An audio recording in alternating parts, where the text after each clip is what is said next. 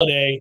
Woo! So if the voice is a little hoarse today or maybe lack an extra tick in energy, it's not because I'm forlorn. It is not because I am downtrodden, rather the opposite. But I am a little tired because I went and I said I was going to do this, Tom, and I'm glad that I did. As a Nole, I went as a fan. I went old school for this game. I wanted to go and just yell my head off and cheer for Florida State and not have an analyst's cap on and having to chart plays and do things that we normally do when we're in the box or on the roof or watching for the purposes of doing shows like you were, immediately following the conclusion of the game or having to give insight. Because I knew I could go back and watch it again this morning, and I knew that I'd have opportunities before we came on the air today to kind of break down some of the things that you don't always get if you're just watching on TV or watching from the stands. But I wanted to be a part of what I thought would be, and what we talked about all week long, what I thought would be a really good atmosphere. And, man, congratulations to Florida State's fan base, to Noles everywhere who, if you came into town for this game or if you're local and you decide, yeah, I'm going to go to this one, I'm going to get after it and hope to rekindle some magic of yesteryear when things were better here. And Florida State, Doak Campbell Stadium, Bobby Bowden Field was always a special place, especially at night, and I grew up a lot of times going to games Saturday nights, and it was electrifying. And that happened last night. Really, it was what you would hope for if you have a lot of recruits in the house and you're trying to show them that things are different here, that we're not where we want to be, but we're well on our way to getting there. And we've got some work to do. There's no getting around that. That's obvious. The blemishes, they're there. But the improvement and the effort and the attitude across the board, there's no doubt this team has bought in, believes, and is working hard to that end. They are a team that is a lot easier to root for, and we kind of did get that right. We said, just from watching and observing fall camp, I had the good fortune again of being a small part of spring, and I saw some of it there, and it carried over. So the thought that Florida State's going to be in a better place to compete each week in these games where maybe they're 50-50, maybe Florida State's a slight underdog, you wanted some verification. You wanted something that told you that was real, and you got it last night. There's no getting around that. No matter what your gripe may be, whether it was to go for it on fourth down from your own 30, whether or not you felt like some of the penalties, whatever it was, right? There's no way you could watch that game and not be buoyed by the fact that Florida State looked better really across the board. If you think about my biggest fear going into the game, I touched on it often. I touched on it ad nauseum. How would they handle adversity? Well, let's just go through this, Tom, because this game could not have started any worse for Florida State. If you are dialing up the kind of adversity you want to see a team show they're capable of overcoming early after having their psyche bruised and battered for a number of years, you would have dialed up that start where there's a bust, you're late getting the call in on defense on a fourth down play with a chance to get off the field. Their all-world tight end is left wide the hell open. He waltzes into the end zone. You're down 7-0, just like that. Felt an awful lot like some of the nonsense you saw a year ago from this defense. And then the next thing that happens is you get the ball, and it is men against boys. You look like children. You're immediately trying to trick because you're running draws and screens because you know you can't block them, which turned out to be true. You can't block them. It gets blown up. You punt. You look inept. And just like that, I texted you. I said, well, this feels an awful lot like a team that is facing their worst case scenario, their worst nightmare. And then what happened? Then what happened was what we had to see happen. A little what for? A little get you some. A little no, not this time, bitch. That's not us. Man. And in that moment, oh man, swelled with pride. Because you have to have that before you can do anything else. You have to have a willingness and a want to. You have to be tough mentally and physically to compete in a game in which you're outmatched. Florida State, player for player, is outmatched by Notre Dame. It's off to a horrible start, and here we are in overtime. Moreover, go back to the beginning of the game. You're down 7-0. Next thing you know, you're up 14-7 because you kept chipping away. You kept fighting. You didn't get your spirits down. You didn't hang your head on defense right after that score. You come out, you start getting stops. You play really good against the run. Wow, that's an understatement. You play spectacularly well against the run. Your front four shows that you're capable. And, I even think, and we're going to look at some of the numbers, and those numbers will tell a story that if you didn't watch play for play, quarter for quarter, you might not realize, but the secondary at Florida State has players, and they're in position more often than not. And there were some great plays made by Notre Dame's receivers. There's one really good throw by Jack Cohn. He gets really lucky on another one where it's not an intentional back shoulder underthrow at all. He just threw a poor pass, and luckily his receiver made a play that is, something a good player does. He was able to get a little push off and got Travis turned around a little bit. But I think if you're just looking at coverage, if you're looking at principles, if you're looking at an understanding, if you're looking at run fits, if you're looking at physicality, if you're looking at dictating terms at the line of scrimmage, this defense answered the bell. Yeah, can I bring it back to a term that you used all offseason long? Coordination? Would you say that they were coordinated on defense last night? Did it appear that they were coordinated? Without question. Yeah, they've come a long ways. Now, there are things that I don't like I'm not in love. I haven't been. None of us have been. If you've watched this team over the last number of years, it's not specific to one guy, but they're just kind of average for Florida State by Florida State standards. They're just kind of average at linebacker, and it really hurts them. You're going to see that get exploited a little bit from time to time. Yeah, they've got certain players. I mean, they had to rotate a lot of bodies, especially in the second half. Both teams ran out of gas a little bit, and that's, to be expected. It's the first game of the season. It might be cramping type of weather. It wasn't as bad as it could have been last night. You were in the stands. The weather could have been worse. Yeah, first weekend of September, but it was warm and sticky, right? Yes, very much so. Yeah, okay. But, the thing I'd say is if last night wasn't a victory, and it wasn't, it was a success. It was a success. This is not going to cut it 2 and 3 years from now, but for right now, this is exactly what we needed. Because you got the surge in the first half. You're in danger of getting blown out in the second half at 38-20. Fight. For a couple of questionable decisions, one by the DC, one by Norvell. And yet you fight back. You didn't need to even tie it to get it overtime, but you didn't need to lose 56-27 or something like that, which is what the game was in danger of becoming at 38-20. There's a lot of time left in the football game. And my thought was, oh my God, they're going to undo all of the goodwill they built up in the stands. Like the recruits are going to walk out of the stadium thinking, well, that first half was cool, but they're miles away. No, instead, they showed heart for 60 minutes. And you said it last night. I wasn't there. They came back out to salute the band, and the fans stayed and waited to give them the standing ovation. These are the types of little things when you're trying to create an impression through an atmosphere for recruits to get the cavalry to come here and help with this thing. They did everything that they needed to last night short of outright winning the football game. That is critical for the future of this program. Last night could prove to be one of the critical turning points for Norvell's tenure. Hopefully it does turn out to be that way. Yeah, I think, again, when you're watching for player reactions and you're wanting to see, are they physically tough enough? You're wanting to see, are they mentally tough enough? You got resounding answers. You got yeses everywhere. You may end up thinking that, hey, from a personnel standpoint, we need to do this, or I still have some questions about this with coaching or whatever it might be. But you can't question whether or not they were prepared. They were 100% prepared. That's obvious. You can't question their toughness. You can't question whether or not they had a willingness to fight. None of that. The stuff you saw last year where guys just ran free, the false bravado, the silliness that we watched over and over again last year, none of that was on display last night. I think that goes a long way. Now, I like that after the game, they were disappointed.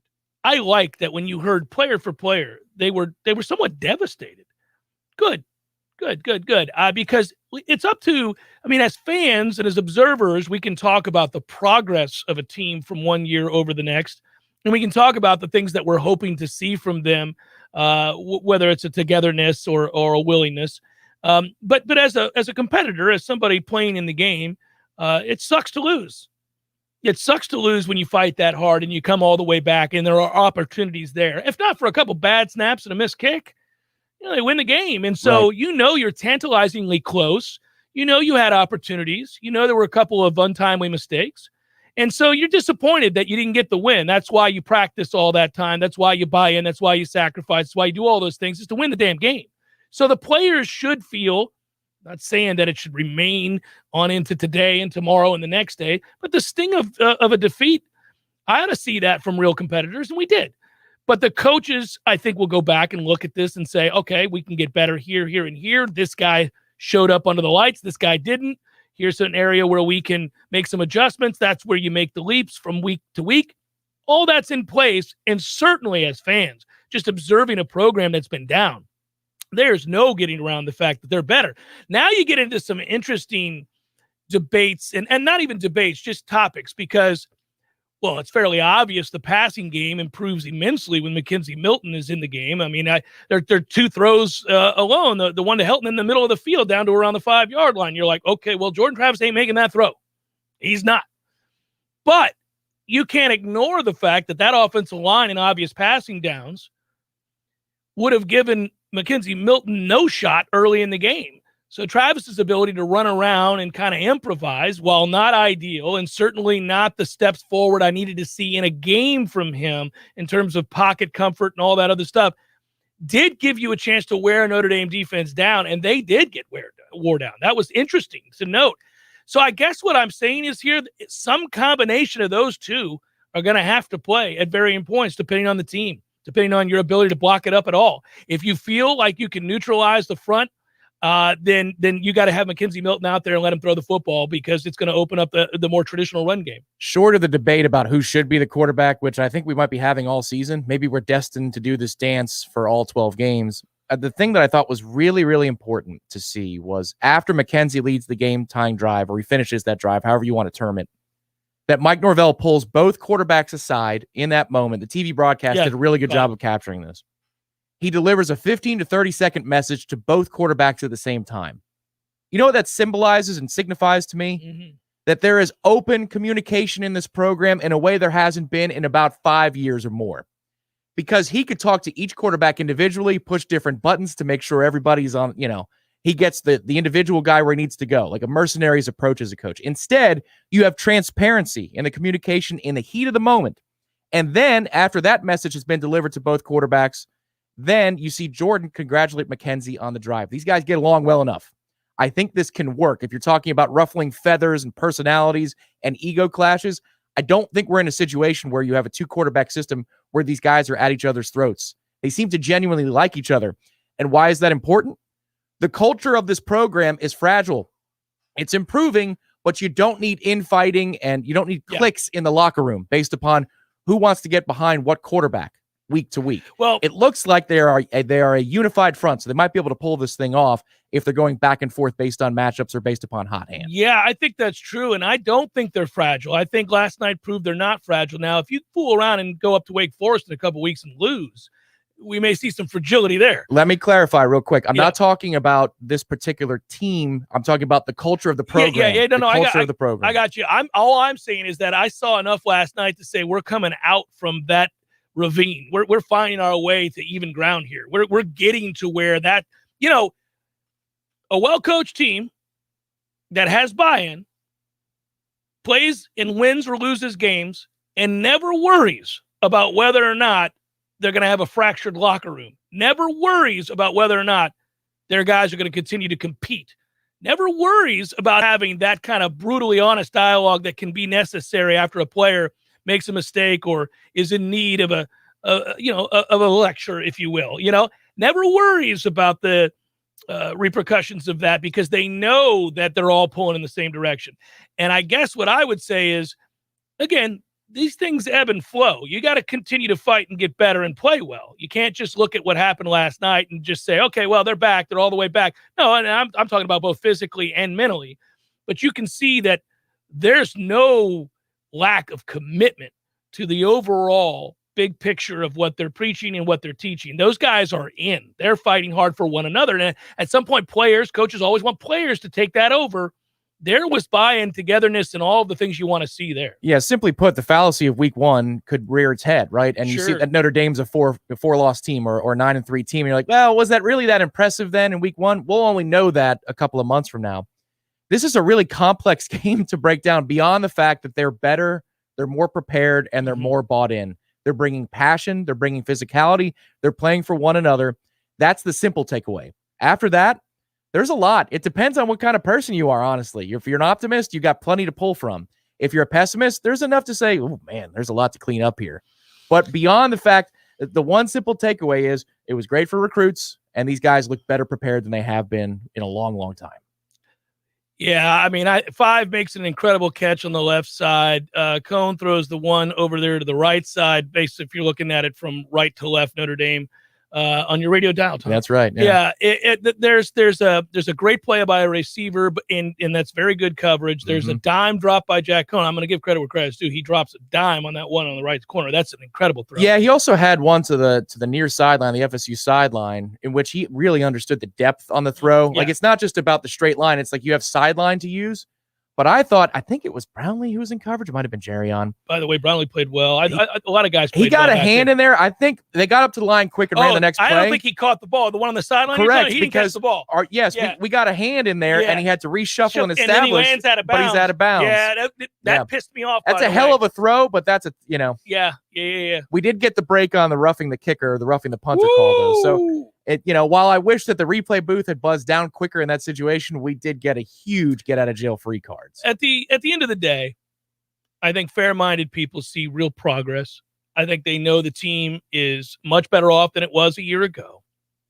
They're going to be a team that fights. They're going to be a team that is in games, unlike what we saw against Louisville and Pitt and Miami and Notre Dame. I know that Notre Dame final score looked close, and they fought, but they weren't really competitive a year ago. So this is a different-looking team physically and mentally. That gives you a chance to achieve the stuff we talked about earlier in the year. Because I think now, honestly, you look at the Wake Forest game, and you go from thinking that that's maybe a 50-50 game to we should go win that game. Now, you're going to have to play well, and you're going to have to fight, but that's kind of the way you look at it. Like, we should go win that game. If they play with that level of intensity and that level of focus, a lot of those 50-50 games become, at least in our minds right now, and health is always going to be a concern, so you knock on wood they're able to stay healthy because that changes projections greatly. But you're going to look at those games and say, okay, I like them against Louisville, obviously. I love them against Syracuse, obviously. If they beat Wake. The bottom line is you got a chance to be on a 4-game win streak coming up. And if you want to foster positivity and belief, well, then go on a 4-game win streak, everybody. If you've got a D-line that can play like that week in and week out, you're in a lot more games, even against teams that you wouldn't have qualified as having any chance in hell. Doesn't mean you're going to go win a game, but you could be 2 possessions down in the third or fourth quarter because your D-line is really taking it to the opposing offensive line. That is the source of hope for me. To watch how physical they were, Jermaine Johnson could not be contained in the first half. Yeah, they ended up having to make adjustments. They had to double those guys. Keir Thomas got better as the game went along. He looks good. There's a lot of guys look good early on. Fabian Love, they got guys now. They got some dudes up front now, and we worried that they would get worn down, and they did to some extent, but not in the run game. Their pass rush wasn't as intense late. Right. Obviously Jermaine could only do so much. He was a bat out of hell early. There was a standing 8 count in the third quarter. They got through it, though. We had to get stops. Excuse me, my voice is failing now. But we had to get stops in order to erase that 18-point deficit. It wasn't just about the offense making plays and going down the field, and we turned it in. After the standing 8 count in the third quarter, they responded. I want to answer a couple of questions that I've seen here and also that we had on Twitter, because there's a lot of very valuable questions, and I think valid questions about certain decisions that were made, certain players, certain spots, and so we'll be able to do that. But it's good to be with you on Labor Day. It's good to be with you guys after a game in which I think most of Florida State's faithful fan base feels better about where we're at. Now, again, we're not going to ignore some of the blemishes. We're not going to ignore some of the things that have got to get better. But on the whole, I think we all feel a lot better today about Florida State football than we did during last season and on into the offseason. You saw something last night that gives you something to hold on to. It's the Jeff Cameron Show, 93.3 Real Talk Radio and Warchant TV.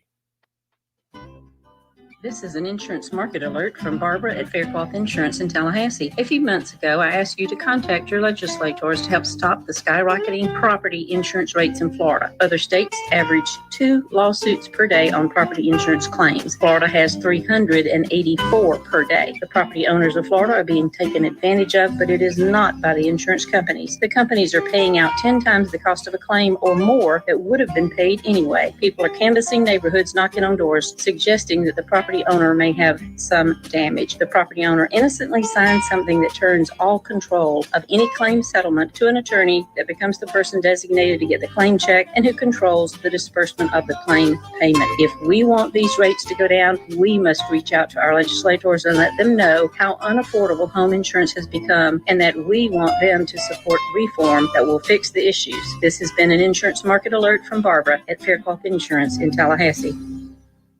This is Dr. James Ryan Finn with Finn Chiropractic, encouraging you to unmask the cause of your problem. People mask problems with medicine, even with stretching or massage. But if the cause of your problem is pressure on your nerve, you need to unmask that cause. That's what we do at Finn Chiropractic. So if you or a loved one are having neck pain, back pain, or headaches, come in, get the Phenomenal Health exam, and let us unmask the cause of your problem. Remember, your chiropractor loves you, and there's nothing you can do about it. There ain't no school, he's keeping you comfortable. There ain't no school, you can put him to the test. This is Tyler from Barano Heating and Air. This summer you can save money and stay comfortable. Ask about our annual service agreement with no overtime charges ever. At Barano Heating and Air, we're always there for you. Online at baranoac.com. Keeping you comfortable is what Barry does best. Florida license CAC 1816-186. Hey guys, it's Greg Tish. It's summertime, it's grilling time. But with a grill that just won't light, you're just going to end up with the summertime blues. Yeah, blues and barbecue go hand in hand, but if you get a custom outdoor kitchen built from Hearth and Patio, you'll feel like a rock star every time those flames kick on. They also sell a full line of incredible high-end grills like Fire Magic, Blaze, and Broil Master, all designed to deliver the ultimate in beauty, performance, and durability. Everything you need to elevate your grilling experience can be found at Hearth and Patio. In fact, anything related to fire can be found at Hearth and Patio. Fire pits, gas lighting, indoor and outdoor fireplaces, wood stoves, and even custom-built pizza ovens. Go see for yourself. Check out their services and products online at hearthpatiotallahassee.com. That's hearthpatiotallahassee.com, or give them a call, 850-727-4282. That's 850-727-4282. At Hearth and Patio, they keep the home fires burning. Reaching retirement age can bring up a lot of questions, especially regarding Social Security. In 2021, roughly 65 million Americans will receive a monthly Social Security benefit, totaling over $1 trillion for the year. Do you know how to maximize your Social Security? This is Craig Collins with Collins Income Tax Solutions, and I can help. Contact me today to schedule a free consultation to learn how you can get the most out of your Social Security. Find me online at collinsincometexsolutionsllc.com. That's collinsincometexsolutionsllc.com. We all want more energy, more strength, more results. Well, welcome to Orange Theory Fitness as you take a step towards feeling more alive today. Backed by science, Orange Theory's heart rate monitored workout is scientifically designed to keep heart rates in a target zone, spiking metabolism and increasing energy. Orange Theory Fitness is a one-of-a-kind group personal training workout resulting in more energy, visible toning, and extra calorie burn for up to 36 hours. Experience a more vibrant life today with Orange Theory Fitness. To find out more, go to orangetheoryfitness.com. The Jeff Cameron Show, brought to you by Orange Theory Fitness. 2 Tallahassee locations, Midtown on Thomasville Road and Northside in the Village Common Shopping Center. Online at orangetheoryfitness.com.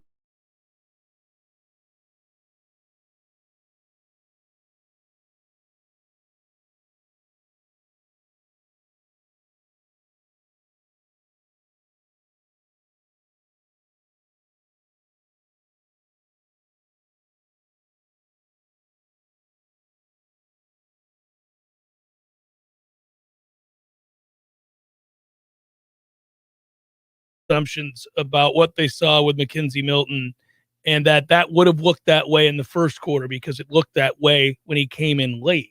But I don't think that's a fair assumption to make. Now, I will also say, if you're disappointed that Jordan Travis did not look demonstrably more comfortable in the pocket from one year to the next, I share your disappointment.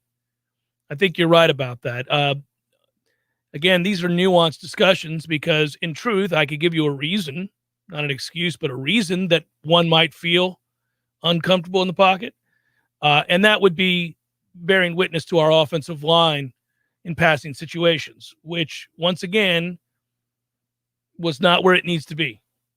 And so the ability to run for your life and take a 5 to 8 yard loss and turn it into an incomplete pass or a 1 yard gain allows you to stay within the game plan, allows you to run plays in a more customary manner, as opposed to allowing teams to just continually pin their ears.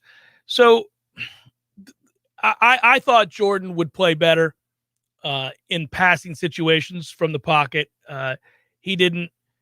He looked, Jimbo used the phrase many moons ago, rat trapping. There was some rat trapping going on there where the feet get a little tappy, and it gets frustrating to watch because there's two plays in particular that are there if he throws in rhythm and just trusts that they're going to block it up. I get it. It's hard to trust if you're playing one of those stupid work retreat games where you fall back and your coworkers have to catch you to establish trust, and they dropped you 16 times in a row. Then the 17th time, they're really ready for you. You're going to trust them on that 17th one? You're going to say, oh, man, I don't know. This is starting to hurt. So I understand that, but he's got to get better in those situations. He just does. And, of course, the turnovers don't help. So it's going to be fascinating to watch. It's easy, once again, to say, well, you got to go to McKenzie. Okay, well, McKenzie, no doubt, is a better thrower of the football from the pocket. He throws in rhythm. He sees it better. I think he's got a better idea of what's coming pre-snap, too. But one thing I'll tell you, Tom, is that a lot of what happened in camp, and I got to be careful to some extent. A lot of what happened in camp that led to Jordan Travis starting, and this is where I think that the average fan at home who wasn't out at practice and couldn't see this, and then admittedly the coaching staff is fairly secretive about reps and all that. Well, all you see in this game is one guy come in and throw the football pretty accurately and get the ball out on time for the most part, and another guy kind of struggling, looking very similar to what he did a year ago. And you think, well, how in the world did they make that decision? Well, remember, McKenzie missed a lot of time in camp, load management, whatever the reason. And I think that some of that has to do with lingering issues from a devastating leg injury that he is still fighting through, still coming back from. And it is commendable. It's an awesome story, but it is still a stark reality. It is still something that he is not completely over. It doesn't appear. And hence the load management, hence the days missed in practice. The other thing to note, and it is fair to wonder aloud, is he just a guy that when the lights come on, he's a different player? Because at this point, it's starting to feel exactly like that. Because in the spring game, when the lights came on, he undid a series of practices in which he didn't play well at all in the spring. And I'll tell you that I didn't think, my personal opinion, Coach Norvell might disagree with me, but I didn't feel like McKenzie played well or practiced well at all in this camp. Now that the season started, I'm telling you, they didn't pull it out of thin air and decide that Jordan should just start in the face of overwhelming evidence that McKenzie should. That's not how that went down. So there's a reason that Jordan started. Now, is there also a reason to adjust the way you view that competition? Because maybe one guy just gets out in game scenarios and ratchets up the focus and intensity and executes better? Perhaps. Maybe you got to start thinking that way. Yeah, the one thing that surprised me, and I said this word aloud in my house, it was a clean one, several times last night. It's one that's echoed, and I think it's on the poster this year. If it's not this year, it was last year's. Climb. That was what I was yelling often when Jordan was in the game. Climb the pocket, climb it. There were lanes. There were lanes that were open either for running or for moving around in the pocket. And there's no doubt that McKenzie is a pro with the internal clock about how much time do I have to get this pass off? Where is my receiver going to be in that moment? Also, the feeling of the pressure. That's an intangible. How you feel pressure. Every time we see a quarterback in college football that can see the blindside rush, they can feel that coming. That's something that Christian Ponder, first-round draft pick as he was, never felt. If somebody would get right by the left tackle, Ponder never felt it, and he'd always fumble in that situation.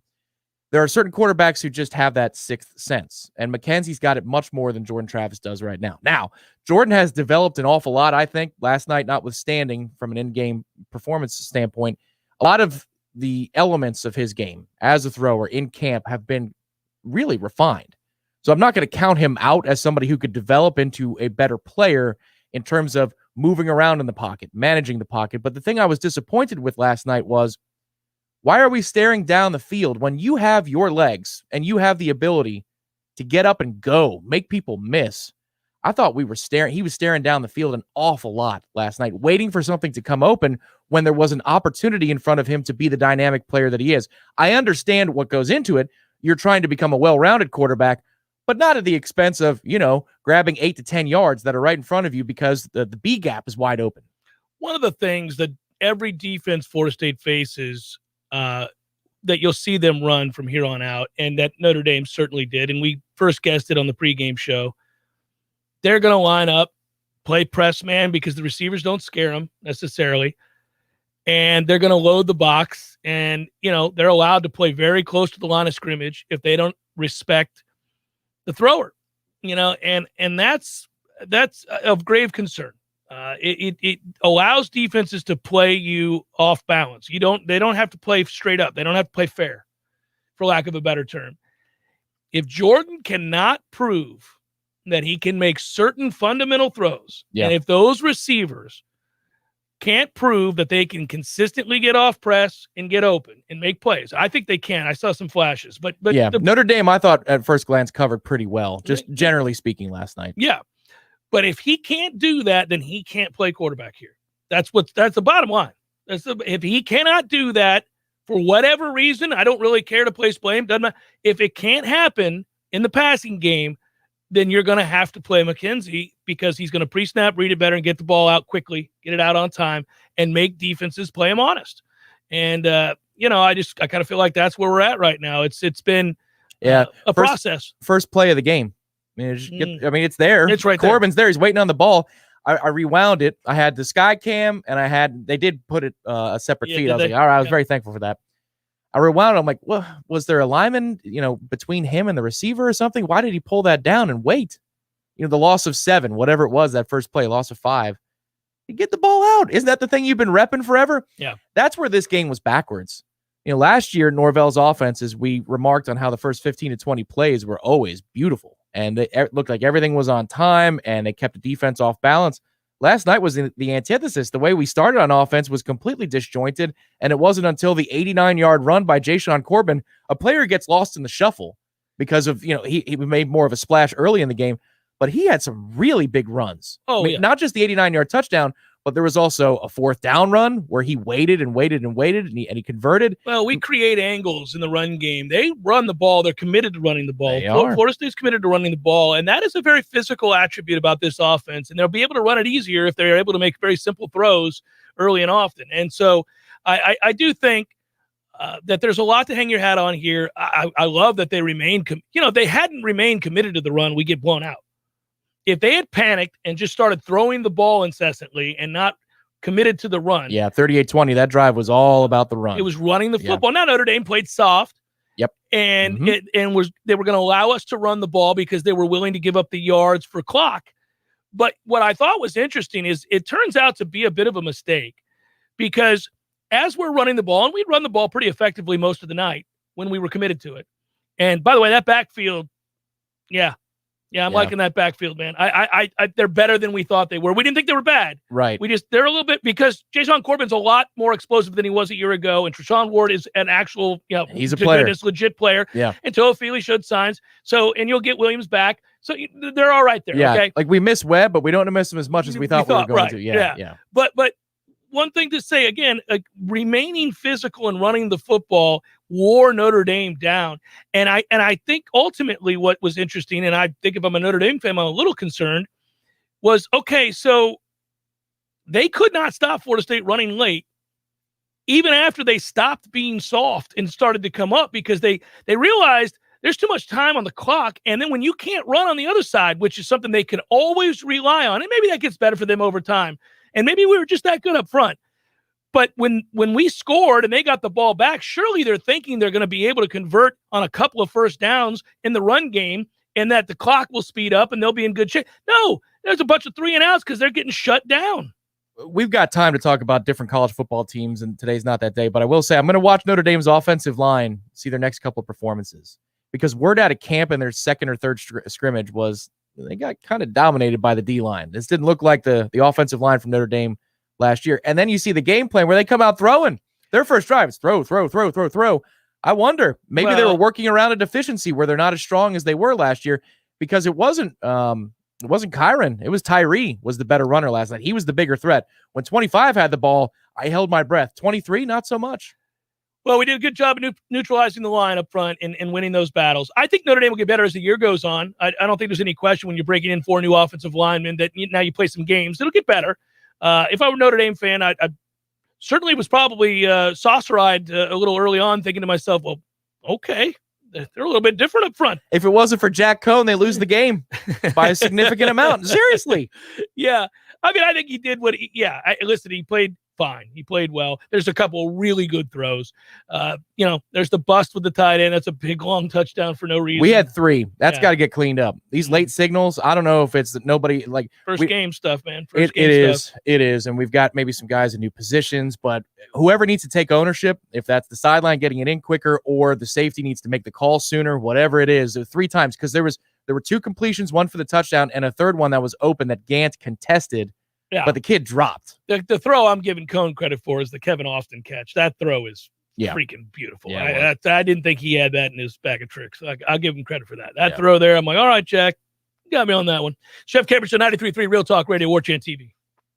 Your local news now. Quincy commissioners could be looking forward to a 122% salary increase if the budget proposed this week is approved. Commissioner salaries currently cash in at just over $16,000. If approved, the 2022 budget would increase that to roughly $37,000 and additional benefits. Commissioners are required to finalize the budget before October 1st. 2 people were killed and 3 more seriously injured following a 3-vehicle accident on US 90 in Jackson County Sunday afternoon. A 55-year-old sedan driver failed to stop at a stop sign as he approached US 90 and collided with the passenger side of another sedan. An SUV hit the driver's side of the second sedan. The 60-year-old woman driving the second sedan, along with her 41-year-old passenger, were pronounced dead at the scene. A 55-year-old man driving the initial sedan suffered serious injuries. The 2 people in the SUV also suffered serious injuries. The FHP report noted alcohol and drugs may be contributing factors. This is Rachel Lene with your Real Talk 93.3 local news update, brought to you by Mac & More Systems, Tallahassee's go-to Mac store. Check them out online at macandmoresystems.com. This is meteorologist Paul Trombley with your Real Talk 93.3 weather update. Partly cloudy this afternoon with a slight chance for scattered storms. High temperatures reach up to 90. Winds out of the south, 5 to 10 miles per hour. Slight chance for scattered thunderstorms. Tonight, lows around 72, partly cloudy skies. Chance for scattered thunderstorms again tomorrow. High temperatures reach up to 90, mainly sunny skies and calm. This report is brought to you by The Lawn Johns. For all your landscaping and lawn care needs, visit thelawnjohns.com. Right now, 86. What do you need tires on? Your car or truck, tractor or heavy equipment? At Nice Tire and Auto Service, we have tires for all these needs. And we service your vehicle from air conditioning and computerized alignment to oil changes and everything else under the hood. Call Nice Tire and Auto today at 574-4100. That's 574-4100 for your scheduled maintenance. National accounts welcome at Nice Tire and Auto Service. 4792 Bluntstown Highway, just west of Capitol Circle. We all want more energy, more strength, more results. Well, welcome to Orange Theory Fitness as you take a step towards feeling more alive today. Backed by science, Orange Theory's heart rate monitored workout is scientifically designed to keep heart rates in a target zone, spiking metabolism and increasing energy. Orange Theory Fitness is a one-of-a-kind group personal training workout resulting in more energy, visible toning, and extra calorie burn for up to 36 hours. Experience more vibrant life today with Orange Theory Fitness. To find out more, go to orangetheoryfitness.com. Greg Tish, Real Talk 93.3. Hey everybody, this is Greg Tish. Thank you so much for listening to Real Talk 93.3. Don't forget you can check out me and Maddie Rowe every Monday through Friday from 6 a.m. to 9 a.m. on the Greg Tish Show. Wake up with a smile. With the Greg Tish Show. How's that sound, Matty Mayo? Is that a good promo for you? That's good enough for me. Is that good? Are we It's at good for 30 everybody. seconds yet? Right about now. The Greg Tish Show, Monday through Friday, 6 to 9 a.m., only on Real Talk 93.3. The Jeff Cameron Show is a production of the Warchant.com Multimedia Network. Check out Warchant.com today for the latest news inside Florida State athletics. That's Warchant.com. Now, back to Jeff on Real Talk 93.3.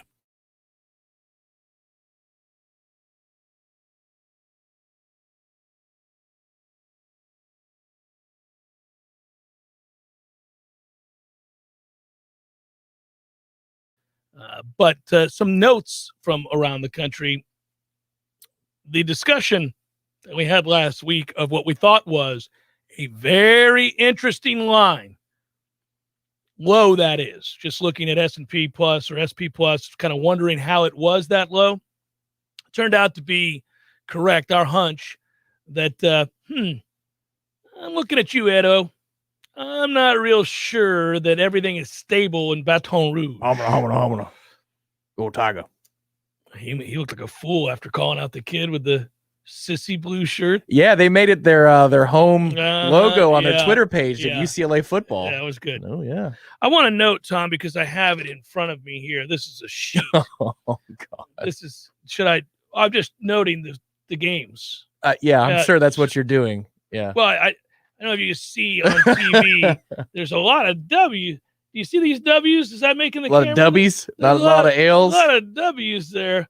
I just don't know. I thought maybe we should take a look at it. Kentucky versus ULM over 54 with victory. Louisiana Lafayette versus Texas under 58. Narrow under right there. Boy, that was an exciting ending. Texas A&M minus 28.5 against Kent State. What a finish. What a finish. That would be a W. South Alabama minus 1 versus Southern Miss. That's a rocking chair W is what that is, Tom. That game was never competitive. NC State minus 19 versus USF. That, too, was a rocking chair W, Tom. Never really competitive. Western Kentucky minus 22 versus Tennessee Martin. That, too, was a rocking chair W. Hot damn. Yeah. Big Daddy. We'll just keep it in just over and over and over. Eastern Washington to pull the upset outright over UNLV, although they were getting points. That would be a W, Tom. That would be another victory for yours truly. Yeah, I have audio from the sports books after taking your markers. Yeah. We got manhandled. Yeah, you did. You did. This was a good start to the campaign for yours truly. I don't know that I'm going to consistently provide 8-1 type weeks. But if I do, you're welcome in advance, everybody. And that's I did lose the one which Tom had. He called out. You can play the fraudulent goats for North Carolina. Oh, okay. You played it? I didn't know. Oh, I didn't play it in my real life. I played it on the Jeff Cameron show because we needed an extra game, but not in my real life. No, it was a good week. Good week both on the real card and on the show card, and a little bit of both. Can I hit the goats? You hit the goats. Well, I'll tell you what, you hit the goats, but look, hey, man, let me show you something here. I got a number for you. Sam Howell, sweet Jesus. He had thrown 19 touchdowns and 0 interceptions in the fourth quarter entering this year. 2 fourth-quarter interceptions against Virginia Tech. He completed 53% of his passes. That's the fourth lowest completion percentage of his career. Lowest pass efficiency rating of his career. They were 1 for 4 in their past 5 games against now they're 1 for 4 in their past 5 games against top 10 teams. So there it is. Feel a lot better about that game, don't we, Noles? Yeah. Come on. But now think about this. So you play the fraudulent goats, but the last time we had seen North Carolina in a meaningful game, a road game, they were scoring over 60 points against Miami. Which makes the Alabama performance not all that special, right? Wow. I think all of us can be sad across the college football landscape knowing that Alabama still looks an awful lot like freaking Alabama. Goodness gracious. That's the other side of the coin. We talked about it on Tallahassee game day yesterday. It's kind of weird. We're so used to that on Saturdays. But, the problem is when you bring in the caliber of player that Alabama does. It's a reload indeed. And you've got something to prove. That's a lethal combination, as Miami found out really quickly on Saturday. 11-0 in neutral side openers under Nick Saban. Is that good? Man. And you go through the program list of who they beat in those openers, they're not afraid. No, they're not afraid. They'll play you, and they'll beat your ass by an average score of 38.6 to 12.8. That's the score of those games. Is that right? That's right. 2 of the 11 opponents have been able to crack 20 points. Just 2. So Miami obviously didn't get there, 44-13. That's by the way, Virginia Tech did in 2009, and West Virginia did in 2014. Yes. That was vague memories of that, right? Tailgating before the Oklahoma State game. That's right. So it's just a lot of interesting things happened over the first weekend of college football. But I think the most riveting of those things just referenced was my 8-1 record in Redemption Thursday picks. I wasn't 8-1, but I wasn't bad. No, I think, listen, Vegas got beat up. Yeah, they did. Vegas got beat up this week. I know a lot of people who are sporting guys or gals had good weeks. The one hunch that played for They'll me. adjust, by the way. Oh, they will. They always do. And that's why you got to get it while you can. Get it in, rack up the wins, because you're going to have to survive. Yeah, because the high tide is coming from Vegas. But that USC hunch I had, based solely upon San Jose State, was a good play. That was the thing I was most proud of this weekend. No, I think this is amazing. I'm looking at. It was. Hold on one second. Mark Stoops. Yeah, there it is. Okay. I just wanted to profess my love for Mark Stoops. Oh, really? That's a first. That is a first. I had a note here. That never happened when he was here. Yeah, I just wanted to profess my love for them, for him in particular. He could have taken a knee down there about the 5-yard line very late in that game, Tom. Yep. My man said, we're not taking a knee. Boy, wasn't it good to see? We're scoring another touchdown is what we're doing. Wasn't it good to see the Vegas wall this weekend? Oh, yeah. They've improved it. Those TVs are way bigger, too. I just need to continually say thank you to everybody who came out for that and made it possible. And your hard work, Tom, is greatly appreciated. Alicia did an amazing work. She's a rock star. She is. And the fine folks at Corner Pocket and all my friends at Warchant, obviously, and 93.3. It was a great weekend. We had a good time at Horizons. We had a great time at Corner Pocket. Jeff Kevin Show, 93.3, Real Talk Radio, Warchant TV. Is your business interested in exploring safe, secure, remote access capabilities for your employees? Not sure whether to go with a Mac or with a Windows system? Call the folks at Mac & More Systems, and they can give you the guidance to make the best decision for your needs. Visit macandmoresystems.com today. Welcome to Tallulah Talk After Hours, your home for all things CBD. Tonight, we're talking about the benefits of CBD personal lubricants, CBD massage oils, romantic CBD scented candles, chocolates, and even CBD bath bombs. Did you know CBD lubricants can lead to increased sensitivity, resulting in longer and stronger experiences? What's left to talk about? Get yours today at Tallulah CBD on Market Street and now open in Bannerman Crossings. Thanks for listening to Tallulah Talk After Hours. Let's be honest, we all have way too much stuff. Maybe your storage closet is full, your garage is full, or the guest bedroom is a mess. Call Southeast Portable Buildings, 580-6400, or visit them online at southeastportablebuildings.com.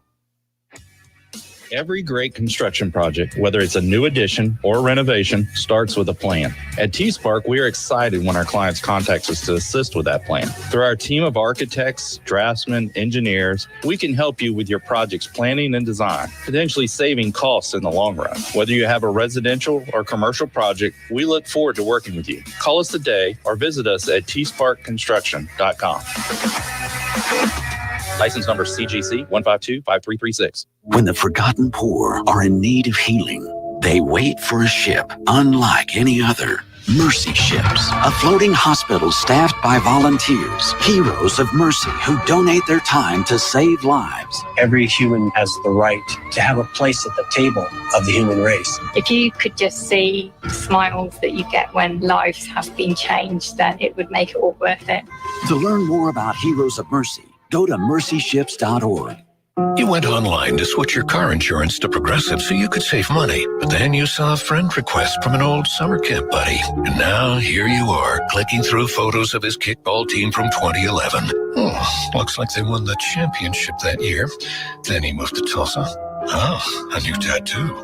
Yes, they said it was easy to save hundreds on car insurance with Progressive, but they forgot about the rest of the internet. Progressive Casualty Insurance Company and affiliates. National average savings by new customer surveyed who saved in 2019. If you weren't the owner of Gordo's and all those wonderful restaurants, Eddie, what would you be doing? You know, I think I'd want to be a I don't know what I'd want to be. A boat captain or a cowboy. You know how to use a lasso? No. You'd have to do that if you were a cowboy. Yeah, but I've never even been on a horse. It's not my place to be on a horse. I agree. And the horse thanks you. Gordo's, bringing the flavor and flair of Cuban food to Tallahassee since 1996. The Jeff Cameron Show, brought to you by Orange Theory Fitness. 2 Tallahassee locations, Midtown on Thomasville Road and Northside in the Village Common Shopping Center. Online at orangetheoryfitness.com.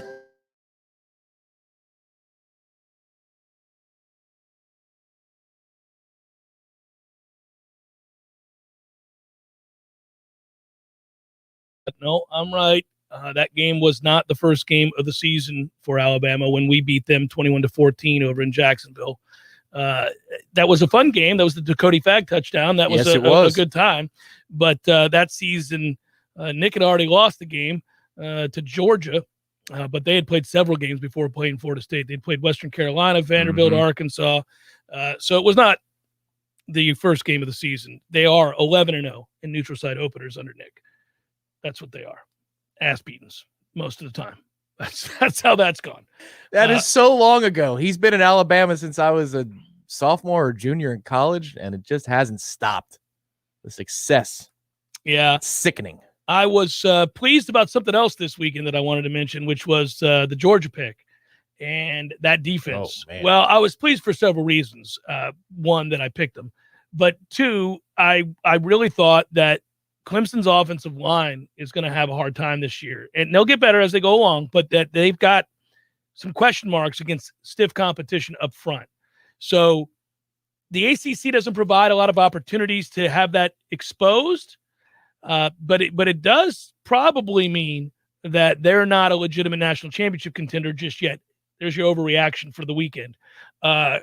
I also think that DJ looked a little lost there, partly because of some of the offensive line woes. The hard part for Clemson, and I'll hit this real quick, thanking Eric, as always, for supporting the program. Who's going to be Clemson's white knight if you're looking for resume? Like, who's the going to ACC when they line up and outclass the rest of the teams they face? But is that going to be enough? That's what I'm saying. Well, is that going to be? Who in the Coastal scares them? Certainly not North Carolina after you just saw that. Certainly not Miami. No, I'm not talking about them losing. I'm talking about points for perception with the playoff committee. Oh no, that's a bad loss. That they're in trouble. I hesitate to call it a bad loss. It's a devastating loss potentially because the schedule's not great. Correct. That's what I'm getting at. It's like, who is their white knight that's going to save them and give them a quality win? I don't know that they'll have one. We'll see. I don't want to fall victim and be a slave to the moment. I do really believe that. Agreed, but the conference first impression is not good. The ACC's, that is. No, first week. We're vastly improved. That we are. Clemson will beat up most teams not named Georgia. I mean, it's not a great conference, Tom. That's right. But it wasn't before the season nature's started. healing. Maybe we're on the rise. Nature's healing a little bit. Oh, man, that's funny. Notre Dame fan here writes, Corey, I'm impressed with the improvements FSU has made. The atmosphere last night was excellent. The TV rating was huge. It was a lot of fun, man. That was unbelievable watching that thing play out that way. It hasn't been that electric and dope since that Oklahoma game. It was unbelievable. That's what I wanted to ask you. Seeing as I was not there, how would you compare it to the last, 12, since Jimbo took over? So the Oklahoma game was... Yeah, that Oklahoma game was that was surreal almost. It wasn't on that level, but it was close kind of a thing? Pretty close. It got there a few times. How about when they made it 38-35? That place must have been going insane. Well, you just sensed it too, and you knew, like, okay, well, one of the things, again, if you want a snapshot of why you know the team has improved, and there are a lot of them to go throughout the evening, but when you're down and you need to get the ball back, you really thought it was a realistic chance the defense was going to get the necessary stop. Yeah. Imagine that. Right. Imagine that. Well, imagine assuming that there's a very good chance this defense is going to get the stop they need in order to give the offense the ball back. It's also really easy to get behind a team that plays physically. The defense was physical, and we ran the football with physicality. The run fits were there, and they knew where they were supposed to be. Sure. Yeah. But then also when we ran the ball, we finished. Yeah. Big step forward. Ways to go, but a big step forward last night. Hour number 2, forthcoming. Stay with.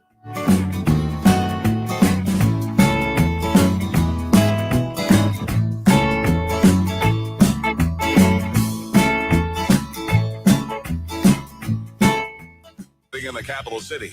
You'll hear it first on Real Talk 93.3 WVFT, Gretna, Tallahassee.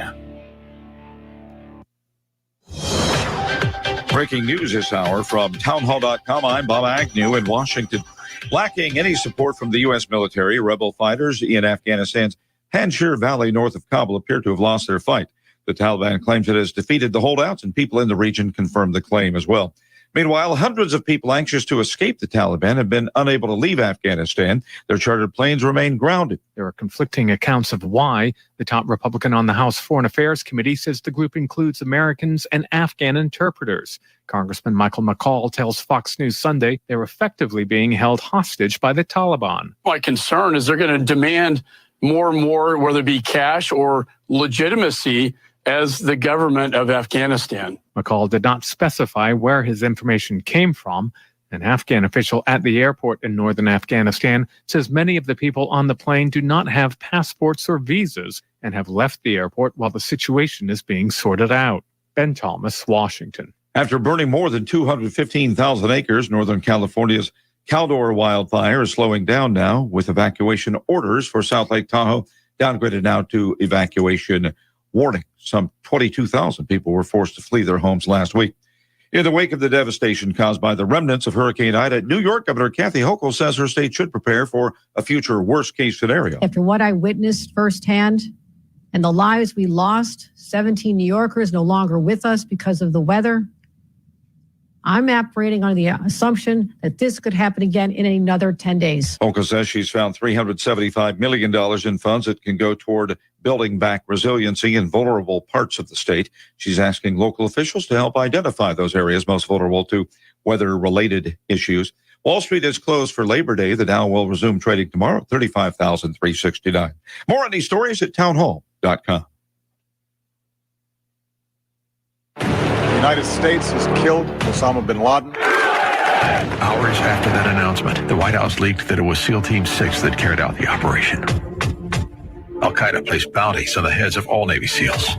Then, just 3 months later, Extortion 17 requesting permission to take off. a U.S. Army helicopter carrying many from SEAL Team 6 and others entered the Tangi Valley. I saw flash. You seen flash? Anybody out there with a fallen angel? A fallen angel. Roger. Extortion 17, the provocative new film telling the story of the largest loss of life in U.S. Special Forces history, now playing on SalemNow.com. Questions quickly arise. Why did it take 17 minutes to fly a 10-minute mission?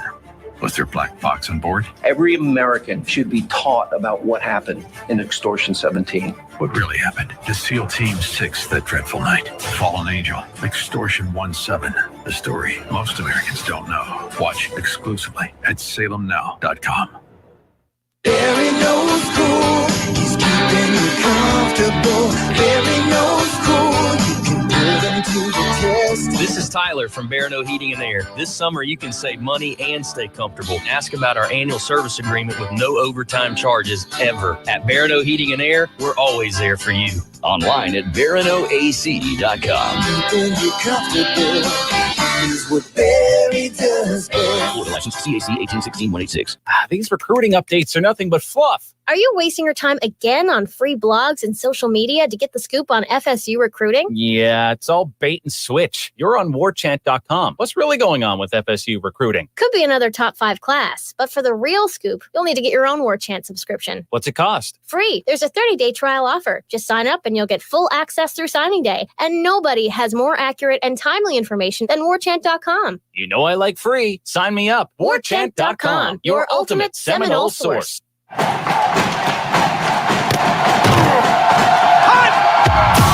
Broadcasting live from Florida's capital city, this is the Jeff Cameron Show, brought to you by Orange Theory Fitness on Real Talk 93.3. Now, stop what you're doing and listen closely. It's time for the Jeff Cameron Show in 5, 4, 3, 2, 1.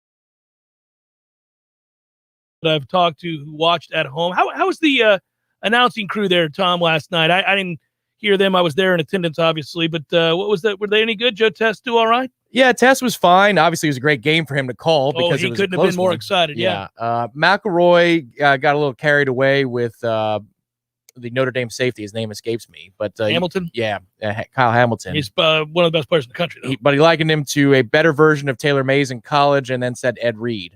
So it was like, all right, I got you. And then they went to a graphic about the 4 pillars of what it means to be an elite safety, and according to the kid.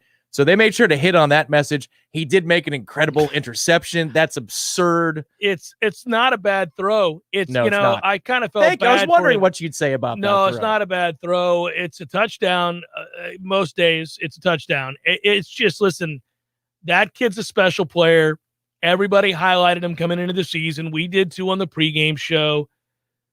What are you going to do? He's that kind of player. He has the requisite speed to go across the field.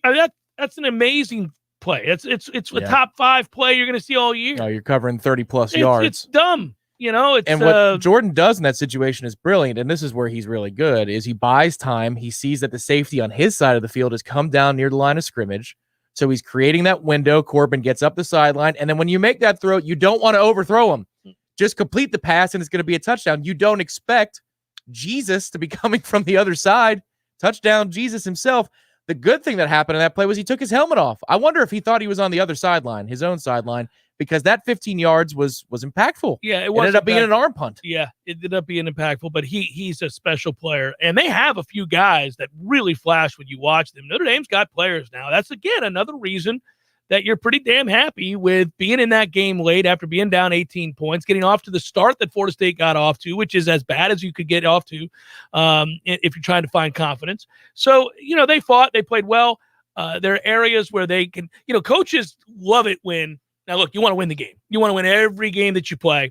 Norvell was quick to point that out too, which I appreciate. No moral victories for him. Wants to win the damn game. Players want to win the damn game. Gotcha.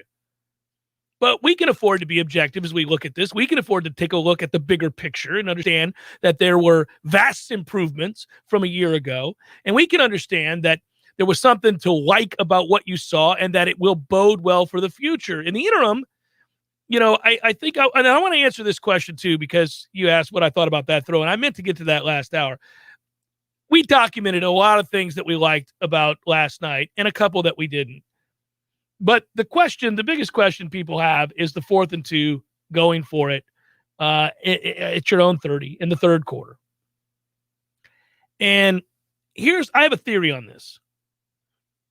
Would you do that, all things being equal? Would you do that if you felt like you had the team to compete to win and defer, if you will, to the next series? Would you do that if your defense didn't look as tired as ours did in that moment because the offense had begun to sputter? They began to rat trap. They had consecutive 3-and-outs, I do believe. I think the answer is no. Now, what I will say is that it is in line with everything he's done since he's arrived. And I believe there's a motive for this. When you're trying to flip culture, you may buck statistically the odds in order to send a message to your team about belief in them. You may have to take risks you wouldn't otherwise take, knowing that it's not a level playing field and you're not where you need to be, and that occasionally you need to do something that bucks the numbers. And I get it. I know the counters. I think when this team is where they want it to be, you won't see it as much. Now, he's going to be aggressive. He's going to play to win the game. He's not worried about this is kind of never talked about by coaches, but it is something of a reality. And that is, in certain situations, when the game flow and the obvious matchup problems that you have seem to reveal that we're going to have to fight to keep this from getting ugly. You make certain choices that allow for more clock to come off more time to come off the clock, and that the game is shortened. and that you aren't really truly playing to win the game in that moment, but to avoid being blown out. Coaches do that when they're trying to change perception, when they're trying to rebuild, when they're trying to mend fragile egos and those lacking confidence. Hey, we only lost by 14. You go to a recruit. Yeah, we played the number 9 team in the country and lost by a couple touchdowns. We're you and a couple other players away from that gap being closed and all that. Mike hasn't done that since he arrived. Last year was a nothing throwaway year. He said, "Screw it, I'm going for it every chance I get." I want these guys to know I trust them. I believe in them. Sometimes it worked, sometimes it didn't. But we threw caution to the wind all through last year. Again, in a nothing season, go for it, go for it, go for it. I thought last year I had no problem with that. You're trying to establish a new way of thinking, a new identity. It involves aggressiveness. It involves trust. It involves belief. You're going to take those statistics and throw them out the window and say, "Screw it. I'm going to give you the best chance to win here. We'll take some chances, possess the ball a little bit longer. If we convert, maybe we got a chance to make this a game into the fourth quarter. If not, hey, look, we're probably going to lose this game anyhow." He's not going to ever say that. No coach is ever going to say that, but they do it. And I think that's what he's doing. I think he's trying to send overwhelmingly so the message, "I trust you. I believe in you." Because I don't think it's the right call there, but I also think that it's part of a bigger picture. Yeah, I was nervous about it because the implications of it for the recruits that were in attendance were massive. That was real gumption because you can't erase what the first half was. You can't erase that and the feeling in the building and the noise and the atmosphere. And those kids are going to remember that. But if it did lead to a chain reaction of events like you were worried about all last week, in which Notre Dame scores, because you don't get it, 38-20, 45-20, 45-23, 52-23. Yeah, sure. And that's the final. What are they going to say? They're going to say they played really well for a half and they were in that game and they're obviously better up front and that they've got a long ways to go still. And I think you can say some of those same things even after a 3-point overtime loss. Yes, you can, but you're still trying to convince kids who sometimes they look at the results more than the process and they put it in risk. Kids definitely do, yes. So I thought there was big picture risk in that call. Now, the thing I like about Norvell is he reminds me of some stories I heard about maybe a friend of mine in elementary school. Quick to punch guy. He is quick to punch guy. He will go. He's not afraid. He's like, "Oh, you want to do this? All right, boom, here we go." But still, there's 5 minutes to go in the third quarter there. And while I understand the defense was tired, well, your worst nightmare happened. It was almost self-fulfilling in that moment. It's 2 plays later, they're in the end zone. So, like, the air was completely out of the building. I thought it risked washing away a ton of the goodwill that was built up. And if you wanted to argue in a backwards way that it might have cost you the game, it might have cost you the game.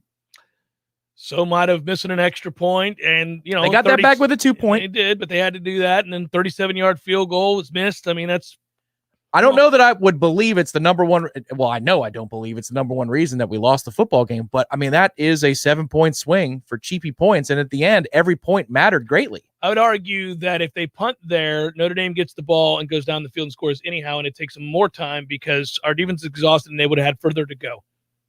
It's quite possible. That's clearly what he was coaching and you're against. Getting fewer possessions at that point, and he's saying, "No, I'm telling you, I think he thought the defense was absolutely exhausted, and they were. The offense had done nothing with the previous 2 possessions, and he said, "Screw it, it's 2 yards. I'm going to make this play." And actually, Jordan, well, I'd have to be in the film room with Coach Norvell. I don't know this for sure. It's close. I think Jordan made the mistake.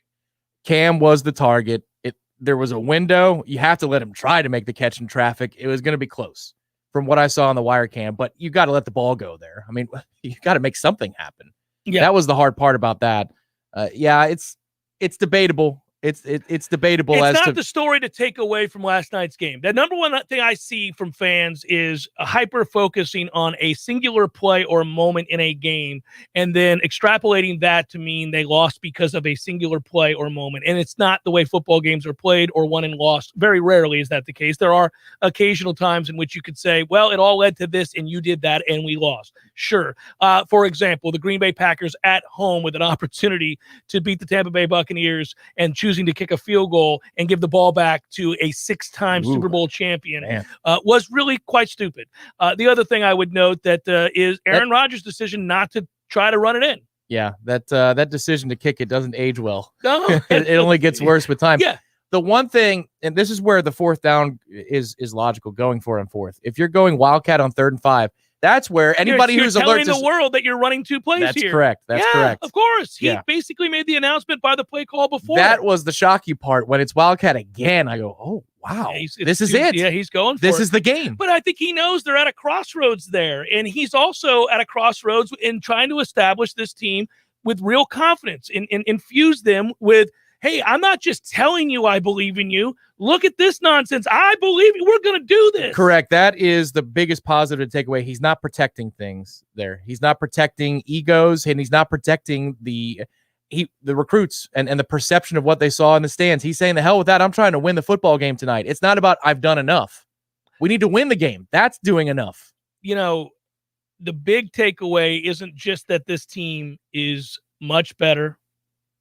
And it's not just that they played in a way that you can get excited about moving forward. It's that was as big a home run as you could have possibly had for what is a recruiting class that has us all very excited about the possibility of raising the floor and changing what's possible here over the next 4 years by getting those verbals to become signs on the line that is dotted and or signatures on the line which is dotted. That's how incredible was it last night that those guys experienced that atmosphere, those moments. It was palpable, the energy. You know, that there's not a single recruit that was there last night that couldn't have thought, holy hell. Well, there are different ways, though, to get to 41-38 that could impact your atmosphere. For example, if it's two bad defenses and you're going up and down the field, the energy's not the same as when you get downhill and you hit and you finish and you swarm to the ball and you see the emotion through the defense. That's the odd part about this game. 21 points off of turnovers, the 3 points in overtime for Notre Dame. That's how you get to the 41. Because by and large, the way the defense played is the thing that resonates with me most about this game. Despite giving up 41. Got a couple of 41 is not 41 from 10 years ago either. Correct. We continue to talk about that. It's 41 in overtime in a modern game where teams score a ton of points. I mean, Ohio State's defense, we would say, littered with really good players. How many points they give up to Minnesota? All right, you know, it's a different deal. It's a different era of football. They're worlds apart from where they were a year ago, just nowhere on the field, guys running free. There's no doubt about that. Well, there were two things that, really irked me up to the point where Notre Dame converts on the 3rd and 17. And that's the thing where I was actually furious. That's where I get mad. You're bringing a house in that situation. You don't need to. What are we doing? That's a draw all day. That's underneath all day. I get the emotion of the moment, but it's your job not to be emotional when you make that call. Trying to force a mistake, change it and flip it. Yeah, that was the thing that pissed the hell. I was way, way more angry about that than I was the communication stuff. Because like you're talking about first game of the season, if you're late on a call, if you're late getting signals in and you're rotating bodies, you don't want it to happen. But it's going to happen. It's going to happen. I would also just say this on the screen call on 3rd and 17. It's a great call, but it's an obvious call. You're right. I mean, it's a good play call. A lot of people run screens and draws in that situation. Your players have to be smarter. They do, but this is why it's your job to be smart for them as well, because in that situation, Notre Dame has backup left tackle in the game. I don't know if that was because of injury or merit or whatever, but the freshman, he's out. They've got a backup player at left tackle. You don't need to bring extra people. Yeah. Quayshawn Fuller just dominated back-to-back plays. Back-to-back plays. And I don't know that he did anything really special. He did what he was supposed to do, but it wasn't like he had to come up with this great move to get off. Yeah, I think the part about when I say they need to be smarter is that game reps, game experience, maybe if that's not the first game of the year, there are not so subtle clues that you just entered the backfield untouched. In that moment, right? If you watch games, now listen, we're talking about the difference between pro teams and college teams, but watch pro defensive linemen the second they're given carte blanche into the backfield. What do? They stop and they back up because they know this is all wrong. They know it's all wrong for us, baby. You're right. This should not have happened. Yeah. We're walking into a trap. The best example in college that I can think of is Auburn, Florida State. It's the halfback screen to Devonta Freeman on the game-winning touchdown drive. It's a defensive end for Auburn that realizes and says, ooh, wait a minit, this is wrong. And he ends up making the play in pursuit. In pursuit. It might actually help us win that game because if we scored on the screen, who knows? Last team with the ball. But I hear what you're saying, but you don't need to bring the overload there. Was it 7 guys? Yeah. What are we doing? It's a really good night in general, I think, for Coach Fuller. I just hated the hell out of that call. Yeah, I think I think that we're at a place where you're going to see mistakes made, and that's one thing, and you assess those mistakes and then hope that players learn from that, especially because in certain positions we're playing a lot of younger guys. It's first game of the year, you got to factor that into. But if we're just talking about the big picture here, if you ask me, was I much more impressed with this year's defense in a 41-point game where they give up 41? Oh, yes, because they're outmanned by and large, and run fits are there. Coverage, for the most part, is there. You have a busted coverage for the first touchdown. Is that the lone bust? I mean, if you want to count, I'm talking about a complete bust where we had one or two others, but yeah, maybe one more. Nothing was as bad as that. No, that's just they're late getting it in, and it's a complete bust. But I'm talking about the bust slash. Think about the Louisville game. Mm-hmm. Oh yeah, no, guys know what they're doing, and they're triggering like that. Yeah. I mean, there's two great catches where coverage is great. There's nothing wrong with coverage. The one, like, again, we talked about it a lot today, but Jack Cohn drops a dime over there on that right side. That's a perfect throw, and he gets credit for it. And then you have the play where it's underthrown and not intentionally, and Travis Jay gets turned around, and it's a nice play by the receiver, but it's a little unlucky is what that is. That's the GIF where you have the expression like, come on, man. Yeah. I was like, what are you doing, man? Come on. You're not calling glass there. What's going on? Yeah. I was kind of like you. Now, if you're him, you're like, oh no, all day, baby. I knew I had to throw it short intentionally. My scout was that he'll test you outside the numbers, but come on, man. That's no. He made like 5 better throws than that. Yeah, he did. Jeff Cameron Show, 93.3 Real Talk Radio. I call Swain Pools and Spas. Now I'm soaking up the fun when I want to.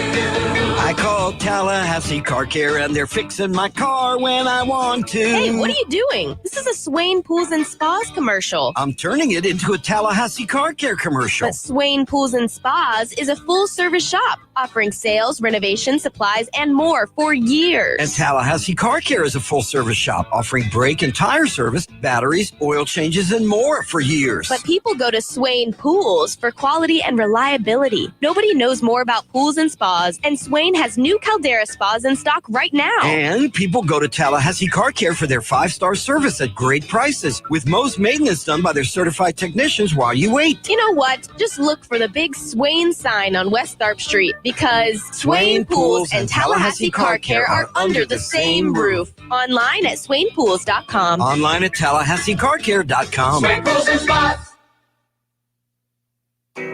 Hi, I'm Jeff, founder of Witch Superior Sandwiches, and I'm here to tell you about our signature witch, the Wicked. Why call it the Wicked? Some say it's wicked tasty, some say it's wicked large. One thing's for sure, with oven-roasted turkey, ham, pepperoni, roast beef, and bacon, as well as your choice of 3 cheeses, it definitely takes you from wicked hungry to wicked happy in just a few wicked good bites. Only at Witch Superior Sandwiches. On Wednesday, the Wicked is just $5. 5 meats, 3 cheeses, $5. Hi, Chris Kraft for the Kraft Brothers dealerships. At Kraft Nissan, we've been amazed at the number of Toyota and Honda people trading up to Nissan's new family of SUVs. The changes are stunning. And don't just take my word for it. Motor Trend tagged Rogue as the 2021 SUV of the Year finalist, adding that Rogue can go toe-to-toe with Honda and Toyota. Well, guess what, Tallahassee? We can't keep the new Rogues on the showroom floor. Seriously, you haven't seen one for yourself? Come take a test drive, and you'll see the new Rogue sells itself. And the 2022 Nissan Pathfinder, it's roomier, quicker, and better equipped. Plus, the second row seats easily slide and flip forward to allow access to the third row, even with a child seat installed. And finally, Car and Driver says savvy shoppers will be surprised by the new Armada's luxuriousness. So I encourage SUV lovers to come see the new Nissan family of SUVs. Everyone knows that Nissan SUVs have more standard equipment than the competition. The award-winning Rogue, Pathfinder, and Armada, only at Kraft Nissan, Mahan Drive, Tallahassee. When the forgotten poor are in need of healing, they wait for a ship unlike any other. Mercy Ships, a floating hospital staffed by volunteers, heroes of mercy who donate their time to save lives. Every human has the right to have a place at the table of the human race. If you could just see the smiles that you get when lives have been changed, then it would make it all worth it. To learn more about Heroes of Mercy, go to mercyships.org. You went online to switch your car insurance to Progressive so you could save money, but then you saw a friend request from an old summer camp buddy. And now here you are, clicking through photos of his kickball team from 2011. Looks like they won the championship that year. Then he moved to Tulsa. Oh, a new tattoo. Yes, they said it was easy to save hundreds on car insurance with Progressive, but they forgot about the rest of the internet. Progressive Casualty Insurance Company and affiliates. National average savings by new customer surveyed who saved in 2019. We all want more energy, more strength, more results. Well, welcome to Orange Theory Fitness as you take a step towards feeling more alive today. Backed by science, Orange Theory's heart rate monitored workout is scientifically designed to keep heart rates in a target zone, spiking metabolism and increasing energy. Orange Theory Fitness is a one-of-a-kind group personal training workout resulting in more energy, visible toning, and extra calorie burn for up to 36 hours. Experience a more vibrant life today with Orange Theory Fitness. To find out more, go to orangetheoryfitness.com. The Jeff Cameron Show is a production of the Warchant.com Multimedia Network. Check out Warchant.com today for the latest news inside Florida State athletics. That's Warchant.com. Now, back to Jeff on Real Talk 93.3.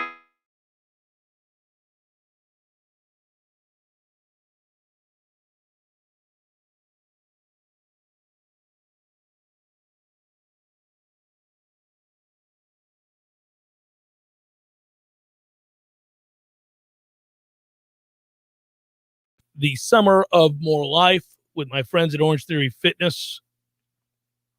Got to find a way to get in there tonight. Summer of More Life all the way through September the 30th. So that's what I mean by more time. First class is always free if you're interested.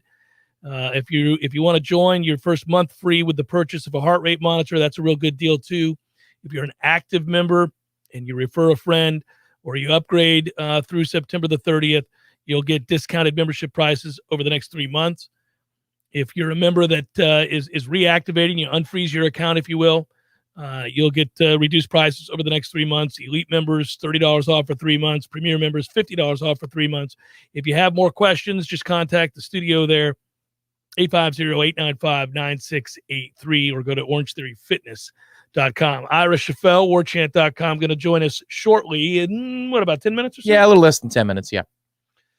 I know he and everybody else had to be pleased. I know just from a professional standpoint, removing the fan hat here for a second, nice to cover a team that's got a shot each week. Yeah. It's going to be nice to cover a team, just as I know it is to watch a team that cares as much as that one does. We were bordering on indifference week in and week out a year ago. Complete indifference. And the year before. Indifference. Yeah, that's one thing I can tell you just from looking at the interactions on the post-game show. Well, the pregame show, the numbers there, and you could see the traffic on the website. It's an indicator of fan interest. Sure, it's something that the business side of the operation looks at closely, but it's an indicator of how invested are you. And even after the close loss, a lot of activity. There's still a ton of activity. We're in a holiday, and there's a ton of people tuning into this program right now. People saw that game, and they said, we're getting better.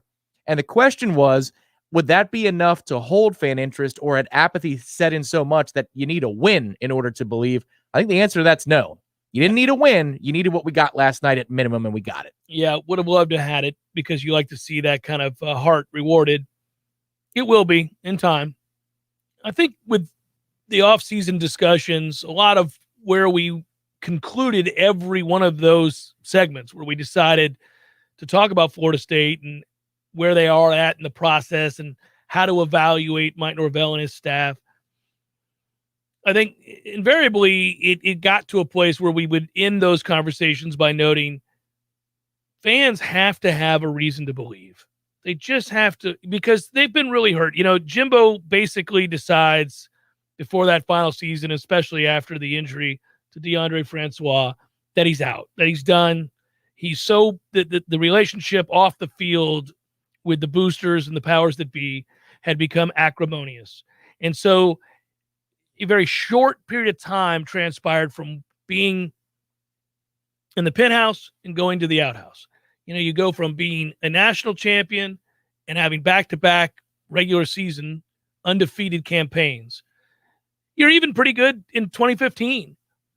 But you go through all of this, and all of a sudden you're kind of irrelevant, and it feels that way. And then you want to buy in because Willie Taggart said all the right things, certainly embraced the traditions, went on the tour where you go and you talk to boosters and alumni, and he was able to connect. I know he's a dynamic recruiter, or has been. And so you thought, okay, well, there's good reason to believe. Unfortunately, I think he misread the room a little bit in terms of his players, and there's sort of a disjointed kind of yeah. He misread the room, and that leads to a lack of buy-in from the players, along with overwhelming evidence that things aren't as buttoned up as they need to be. You hear that from recruits and recruits' parents, most importantly. That's less about an opinion of what I see on the field. It's more about what I'm hearing from recruits and recruits' parents. That's never good, because the thing that was going to get you out of this was to build it back up through recruiting. And so they decide to do something fairly controversial and make a change pretty shortly after having made the hire. That only sets you back further by definition. So whether you're for it or against it, it's irrelevant, because the bottom line is they decide as a administration to go that route and make the change. So now all of a sudden you're on your third coaching staff in 4 years, and then you have a COVID season. So your new staff doesn't even really get to connect and coach in the spring. They don't have a spring. And then they obviously go through a season on eggshells with COVID and opt-outs and injuries and things of that ilk. And so everything is a disaster for, in essence, over 3 years, you're just sitting around thinking, well, what can I hold on to? What can I latch on to that gives me hope for the future? How soon am I going to see a sign that things can be better? And last night represented that sign. And I think for the fans, they wanted to believe, because every fan base does. Nobody wants to believe they're going to suck forever.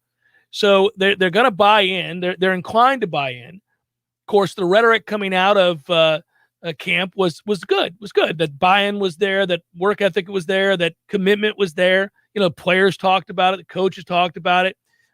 You kind of followed along with the climb and thought, oh, this seems to be moving in the right direction. But you need to see evidence on a football field against a really good team. You need to see them in the spotlight with a lot of pressure on them come through and show that they had improved physically, mentally, and that there's real fight there. There's not false bravado, that you're not celebrating things that you really haven't earned, but rather you're emboldened by your work ethic, like we talked about. And I think that evidence was there last night. That's what that represented. And the atmosphere, it was electric for the first time in a long time, and it was rewarded. And recruits got to see it too.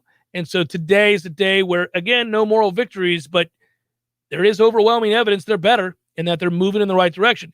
The key now will be to continue working hard, improving in the areas where there's obvious deficiencies, find a way to get that class signed, and win the games you're supposed to win. Don't take a big step back by losing at Wake Forest. We circled the game before the season began. That's right. And we said, win or lose with Notre Dame, the Wake game was going to be huge, because if you're buttoned up and focused and working hard and improving, and you've got the right attitude and you continue to fight and get better, you'll win that game. You lose it, you're 1-2, and anything you saw last night, while encouraging, will be in the minds of many undone with a loss against Wake Forest. Ira Shafel will join us next, Warchant.com. Looking forward to talking to him, his observations. It's Jeff Cameron Show, 93.3 Real Talk Radio, Warchant TV. Your local news now. The Tallahassee Police Department is investigating a shooting that happened late Saturday night. According to TBD, the shooting occurred just after 11 p.m. in the 2300 block of Appalachia Parkway. Investigators say a young woman received non-life-threatening injuries as a result of the shooting and was taken to a local hospital for treatment. TBD says this is an open and active investigation. The Tallahassee Police Department is also investigating a stabbing that occurred early Sunday morning. A stabbing occurred at an apartment complex in the 2200 block of West Pensacola Street just before 3 a.m. Investigators say a woman sustained non-life-threatening injuries and was taken to a local hospital for treatment. Their initial findings determined that the stabbing was an isolated incident. If you have witnessed either incident or have any information, call police at 850-891-4200, or you can remain anonymous by calling 850-574-TIPS. This is Rachel Lene with your Real Talk 93.3 local news update, brought to you by Mac&More Systems, Tallahassee's go-to Mac store. Check them out online at macandmoresystems.com. This is meteorologist Paul Frobley with your Real Talk 93.3 weather update. Partly cloudy this afternoon with a slight chance for scattered storms. High temperatures reach up to 90. Winds out of the south, 5 to 10 miles per hour. Slight chance for scattered thunderstorms. Tonight, lows around 72, partly cloudy skies. Chance for scattered thunderstorms again tomorrow. High temperatures reach up to 90, mainly sunny skies and calm. This report is brought to you by the Lawn Johns. For all your landscaping and lawn care needs, visit thelawnjohns.com. Right now, 89. See Nice Tire and Auto Service at 4792 Bluntstown Highway today. The ASC trained technicians at Nice take the guesswork out of fixing your car. That's why wherever you see the Goodyear sign, you'll find what you want in tires and service. From preventative maintenance to a major overhaul and everything in between, you name it. Plus, Nice's services are backed by a nationwide limited warranty. Stop by Nice Tire and Auto Service. 4792 Bluntstown Highway, just west of Capitol Circle. We all want more energy, more strength, more results. Well, welcome to Orange Theory Fitness as you take a step towards feeling more alive today. Backed by science, Orange Theory's heart rate monitored workout is scientifically designed to keep heart rates in a target zone, spiking metabolism and increasing energy. Orange Theory Fitness is a one-of-a-kind group personal training workout resulting in more energy, visible toning, and extra calorie burn for up to 36 hours. Experience a more vibrant life today with Orange Theory Fitness. To find out more, go to orangetheoryfitness.com. Greg Tish, Real Talk 93.3. Hey, everybody, this is Greg Tish. Thank you so much for listening to Real Talk 93.3. Don't forget, you can check out me and Maddie Rowe every Monday through Friday from 6 a.m. to 9 a.m. on The Greg Tish Show. Wake up with a smile with The Greg Tish Show. How's that sound, Maddie Rowe? Is that a good promo for you? That's good enough for me. Is that good? Are we at 30 seconds yet? Right about now. The Greg Tish Show, Monday through Friday, 6 to 9 a.m., only on Real Talk 93.3. The Jeff Cameron Show, brought to you by Orange Theory Fitness, 2 Tallahassee locations, Midtown on Thomasville Road, and Northside in the Village Common Shopping Center. Online at orangetheoryfitness.com.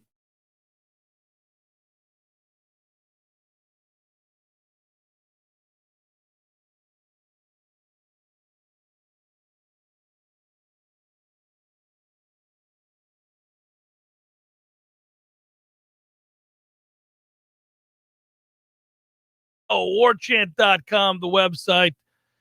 Working late last night. Everybody was, but I think rewarding. I think it was a rewarding experience. Hello, Ira. How are you, brother? I'm great, Jeff. How you doing? I'm good, man. I'm good. I finally see what the fans wanted to see, what we all wanted to see, whether we're covering this thing, rooting for this team, whatever it might be. We saw resiliency. We saw fight. We saw evidence of progress. We saw an electrified atmosphere at Doak, and it kind of gave me goosebumps. I went last night with my pops, Ira, and sat there and cheered it on, and I thought it was a lot of fun. And I think most importantly, it's an overused term, real proof of concept there. The team buy-in was overwhelmingly evident. I think that was the takeaway from the game last night. Do you agree? Yeah, I think that was a big one. And I think, one of the coolest things about that whole game to me was the fact that the students didn't leave when it was 38-20. That's right. The fans in general, but particularly the students, who are usually going to be the first ones to head out. Because, they haven't made the 5-hour drive or 6-hour drive to Tallahassee, so they're not usually quite as committed. And when everybody stayed when it was 38-20, I thought, I was impressed by that at the time, but I think it speaks to what you're talking about. This team was more likable. This team, the way they played, the fact that they, were kind of gritty on defense. They weren't perfect, but they were kind of gritty on defense. They made some really tough plays. The fact that, the running game was good, and, you saw guys make individual plays. You saw some bright spots from some young players like Ja'Kai Douglas and some of those guys we've been talking about. So I think all of that kind of made people feel like, okay, this is a team worth cheering for. And then they got rewarded with the big comeback in the fourth quarter. So yeah, man, it was cool. It's one of those things where, I think we were all kind of looking at this season as kind of a starting point for Mike Norvell and his staff. And now, you kind of really can't wait to see where it goes from here. Well, and let's be honest, where it goes from here is you continue to update depth chart, relative health, because this game is a game that Florida State will win whether they play well or not. But all of a sudden, we've done it all off season. You just can't undo all the progress we witnessed last night. You got to be able to go on the road in a couple weeks and knock off Wake Forest, because then it becomes even more tangible and folks begin to believe that this team is capable of winning more than they lose. and they're still on that path. Was any one thing about last night's game, or a player, if you'd like, that you'd point to and say that surprised me? And was there anything that concerns you moving forward? Yeah, I think there were a couple players offensive, or just in general, that surprised me pleasantly. Like Quayshawn Fuller, he's a guy that came in with some hype, but we really hadn't seen it during his first 2 years on campus. He came in really heavy, has transformed his body, and we saw a few flashes here and there. But to see him have back-to-back big plays in that game, where one on a run and one getting a sack, he just looked explosive. I mean, he looked like a guy that can really help them off the edge, which is a big deal because not only, Keir Thomas and Jermaine Johnson are doing a great job, and they're going to be huge pieces of this team this year, but they're only 1 year guys. And so to have some of those younger guys step up is impressive. And I thought it was a big night for Kalyn Deloach. He's a guy that going back to the spring, there was a lot of hype, or not a lot of hype, but the coaches were really happy about what they saw at him in the spring. It continued into the preseason, and I think it was probably big for him to go out there and play well. He got the start last year against Georgia Tech and did not play well and barely played for the rest of the season. So I think that was a big deal for him, and obviously they need help at linebacker. The one concern I have a little bit is, I really want to see Travis Jay make some plays. I think he's got the ability. They think he could be an NFL corner. He was in position to make plays, just didn't finish the plays. And so, I'm curious to see how he handles that. Does he look at it like, man, I was right there, now I just got to finish the play?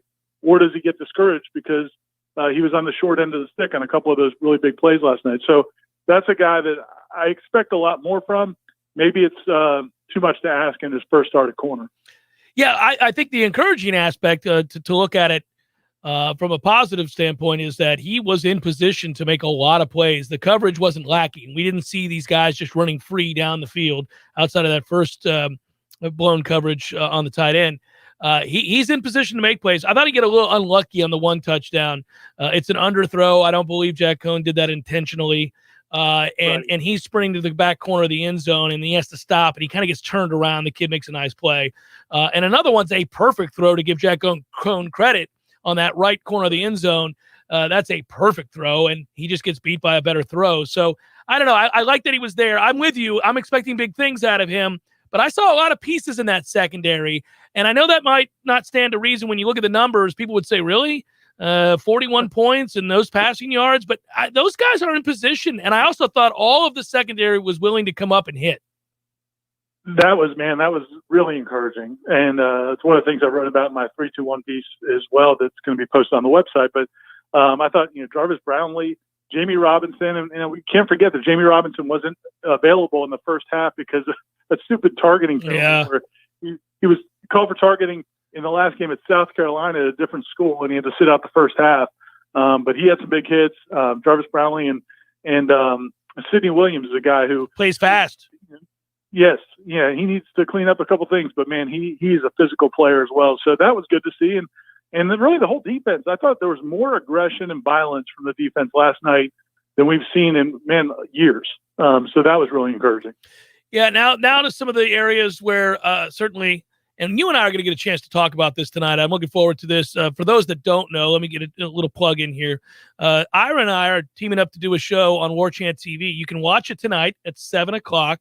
We'll be together talking about this game and looking ahead and some of the elements, plus reading questions and all that good stuff. It's called The Smash. It's me and Ira tonight at 7 o'clock on Warchant TV. So, Ira, we'll go back over some of this stuff. But I'm interested in your thoughts on the quarterbacks. So I thought Jordan Travis would play better than he did. Me too. Obviously. So that's disappointing because I do think he can play better and I think he could play better than he has at any point. He still, I thought, was better than he was last year as a passer. Just not as good as he had shown at times in practice and as good as they were hoping. He also didn't seem to kind of, just watching him coming off the field, especially in the first half, a lot of times it looked like he wasn't seeing what they thought he should be seeing, or he was confused by what they were doing. Mike Norvell, after the game, said that, Notre Dame did some things that they, were not expecting. They did a good job of coaching and disguise some things and mix some things up that Jordan wasn't ready for. So there's no, it's fair to point that out. at the same time, he missed some throws he's got to hit. And so that was disappointing. Great. I mean, what an unbelievable story for Mackenzie Milton to come in that opportunity and make the most of it. I would say, though, the two things I would say, though, is number one, the identity of this team is going to be the running game, no matter who's at quarterback. I think the running game was super impressive. I liked all the backs. I thought the blocking was very good. So that's a positive no matter who's at quarterback. The other side of it is we need to remember that part of what makes Mackenzie Milton's story so great is that he is coming back from that injury, which nobody's ever done before, as far as we know. And so there's no real telling how that leg is going to hold up over the course of the season. So I just would urge people to not give up on Jordan Travis, because I think there's a good chance he's going to need to be a big part of this team. I think they're going to need both of them, primarily because there'll be certain matchups where, once again, the offensive line in obvious passing situations cannot hold up. Right. But there are also other things that, of course, Jordan can do to help himself in that regard, and that McKenzie does do. So it will be fascinating all year long. We're going to be watching this very closely. Looking forward to being with you tonight, Ira, for the Smash at 7 o'clock on Warchant TV, and always appreciate it, brother. Be well. Same here, Jeff. Take care. All right, you too. That's my good man, Irashfel, Warchant.com. Again, you'll see us tonight on Warchant TV, 7 o'clock. We'll come back in we have plenty of time left here, right? 15 minutes? A little bit of probables. Probables. Here we go. Baseball not on the mind of many today, I have a suspicion. But we did have an interesting series between the Giants and the Dodgers. Jeff Gabbard Show, 93.3 Real Talk Radio, Warchant TV. Applications, onboarding, payroll, termination. Business owners and managers, these are the processes that take away too much time from what you do best. But what if there was a locally owned, responsive solution that would charge you a fraction of the big national payroll companies? Sound too good to be true? It's not. North Florida Payroll Services is Tallahassee owned for nearly 15 years. And in that time, their prices have never changed. The reason North Florida Payroll Services can do that? Exceptional customer service that constantly evolves with the latest technology. From application to termination, for turnkey service for your payroll and HR services, trust a Tallahassee expert and save yourself time and money. North Florida Payroll Services. Online at northfloridapayroll.com. Hey, it's Greg Tish, and I want to tell you about our new segment, Real Law. If you have questions about a legal problem in your life, ask a real lawyer. Tune in every Wednesday at 8 a.m. for Real Law with Chris Dunn, right here on Real Talk 93.3. What's important when shopping at a gun store? Let's start with a friendly and knowledgeable staff. Then add top-notch service, great selection and pricing, and a personal shopping experience only found at a locally owned and operated business. At Red Hills Arms, they're right on target. While other gun stores come and go, Red Hills Arms remains Tallahassee's go-to local gun store for all your firearms needs. Stop by today and get welcomed in like family. Nya, nya, nya. Ba, ba. Zimbabwe, Zimbabwe. The broken Bunsen burner burns so bright. Southeast Asian Peninsula. Hey, Jamie? Yes. I think the only line we need from you today is drivers who switch to Progressive could save big. Cool. I just got to finish my warm-ups. Foul, throw in the towel. History. Switch to Progressive today. Santa ski slalom in a salmon skin suit. Progressive Casualty Insurance Company and Affiliates. We're planning a trip to Spain later this year. But our Spanish is pretty bad. So we're using Babbel. Babbel's conversation-based method teaches you real-life words and phrases. And with Babbel's interactive, bite-sized lessons, you'll remember what you learned. There's no easier way to learn another language. Ahora hablamos español. He just said, now we speak Spanish. Babbel, language for life. Now try Babbel for free. Just go to Babbel.com. That's Babbel.com. If you weren't the owner of Gordo's and all those wonderful restaurants, Eddie, what would you be doing? I think I'd want to be I don't know what I'd want to be, a boat captain or a cowboy. Do you know how to use a lasso? No. You'd have to do that if you were a cowboy. Yeah, but I've never even been on a horse. It's not my place to be on a horse. I agree. And the horse thanks you. Gordo's, bringing the flavor and flair of Cuban food to Tallahassee since 1996. The Jeff Cameron Show, brought to you by Orange Theory Fitness. 2 Tallahassee locations, Midtown on Thomasville Road and Northside in the Village Common Shopping Center. Online at orangetheoryfitness.com.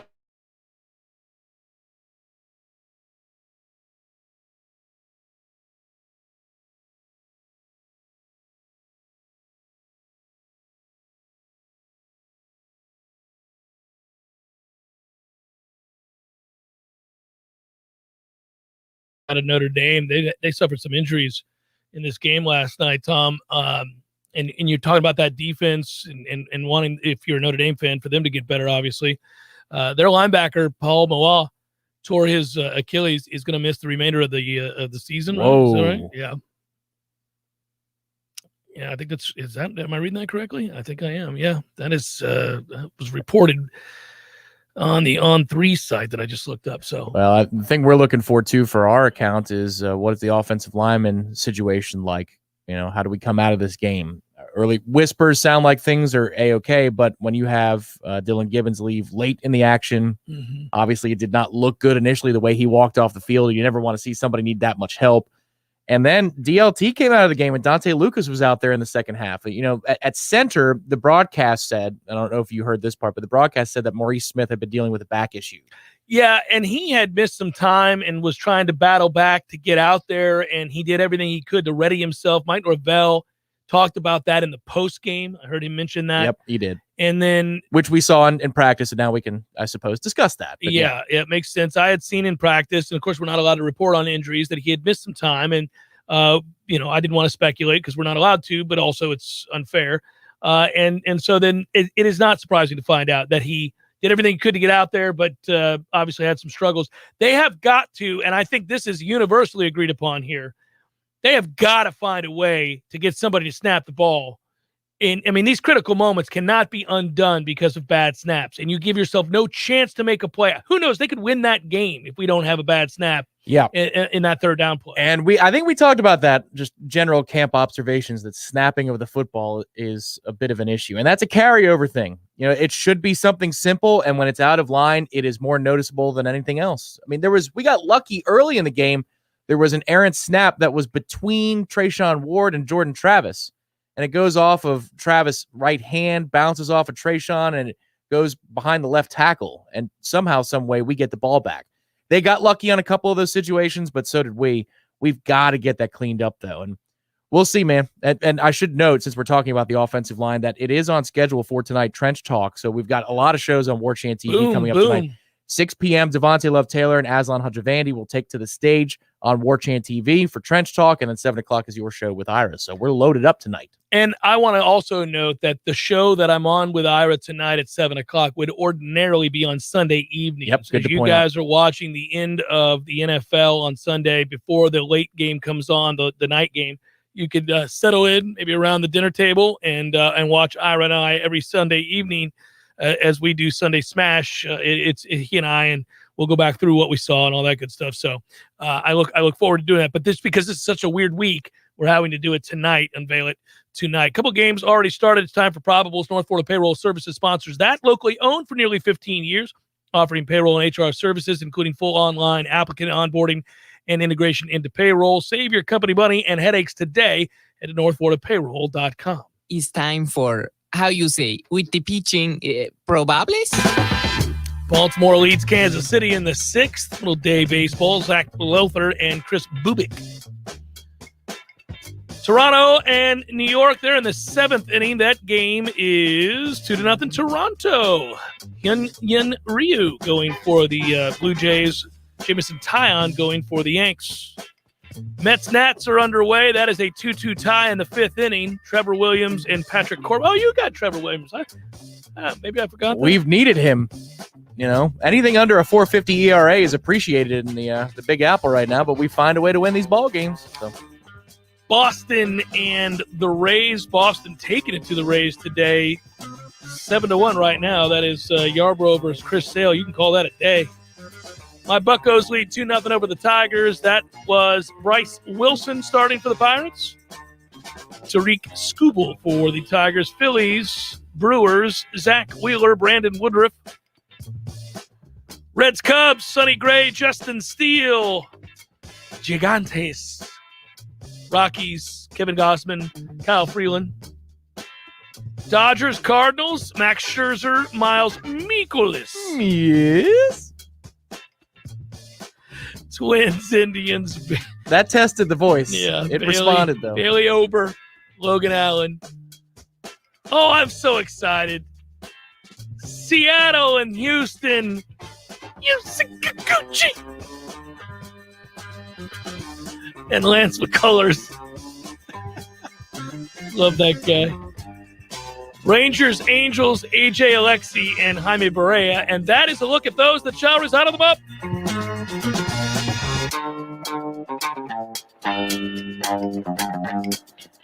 Boom, boom, boom, boom, boom, boom, boom, boom, boom, boom, boom. Okay, all right.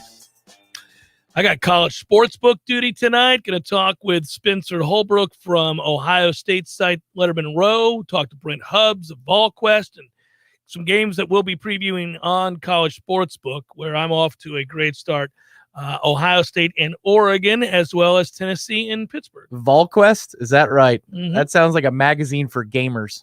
You know, It does. Or Did you get the new VolQuest? or some sort of superhero nonsense. Yes, They've got the perfect guide for the DLC. Mm-mm. They do. Get your hands on the VolQuest. I'm going to be really excited at some point this week to give out an opinion about the Cyhawk. The Cyhawk Trophy. Who's one of the Cyhawk? I thought that game would be in prime time, but it's kicking off at 4:30 Eastern, so it's good pregame. Boo. It's pregame viewing for us ahead of our 8 p.m. kick. Yeah. No, Iowa looked exceptional. Yep. In their 34-6 trouncing of Indiana. Everybody's in love with Indiana in the offseason, and I'm telling folks, hey, slow your roll. It's still Indiana. That was a COVID season last year. No wonder they won a bunch of games. So did you lean on the Hawk side of the Cyhawk Trophy I'm pick? getting points in that game. You're damn right I am. I'm feeling good about that. Very good about that. That's exciting. I'll be at some point looking at that game. You know, I will say, and I am not reveling in this because I do feel for people. I gave you the injury update there, but Michigan lost their top wide receiver, the kid Bell, for the season. He's out. The Minnesota running back that we saw play so well is out for the rest of the season. Yeah, that was announced this morning. And they, unfortunately, I mean, it didn't look gruesome because it's kind of hidden underneath the shoe or the sock that he's wearing. But that super slow-mo angle showed what happened to Ibrahim. Oh, yeah. You didn't see it? Yeah, I did see it. Oh, you did? Yeah. It looks like a rupture of something. Achilles. We can guess what it is. Yeah. Yeah, it reminded you with, was it Kevin Durant when he had that, when he stepped and you saw that weird sort of just. Feels like you're getting kicked is what they say. Feels like you're getting kicked in the back of the leg.